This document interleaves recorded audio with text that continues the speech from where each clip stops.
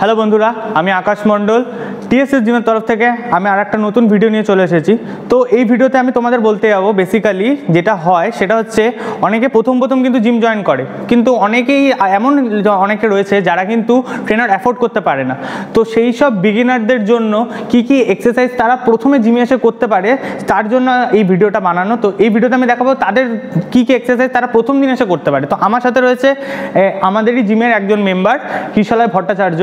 ও কিন্তু প্রথম এই জিমে ঢুকেছে, মানে ও একজন বিগিনার। তো ওরও কি কি করলে ওর জন্য ভালো হবে, তো এই ভিডিওতে আমরা সেগুলো ডিসকাস করব। তো প্রথমে আমরা যেটা আসবো সেটা হচ্ছে স্কোয়াড নিয়ে। তো প্রথমে আমরা ফ্রি হ্যান্ড স্কোয়াড দেখাবো। তো ফ্রি হ্যান্ড, তাহলে তুমি স্কোয়াড করতে পারো তো? হ্যাঁ ঠিক আছে, তাহলে স্কোয়াড করো দেখি।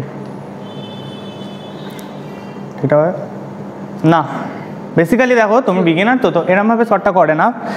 তুমি যখন করছো ফ্রি হ্যান্ড যখন স্কোয়াড করছো, আপনাদেরও বলছি আর তুমিও ফোকাস করো, ঠিক আছে? সবার জন্য তো ভিডিওটা হচ্ছে। তো হাতটা ডিপেন্ড করে না, হাতটা হচ্ছে তোমার মতো, তুমি যেমন খুশি হাত রাখতে পারো, এরকম রাখতে পারো, এরকম রাখতে পারো, তোমার উপর ডিপেন্ড করছে। রাখতে পারো বা হাত এই এই, ওকে ট্রাই করো।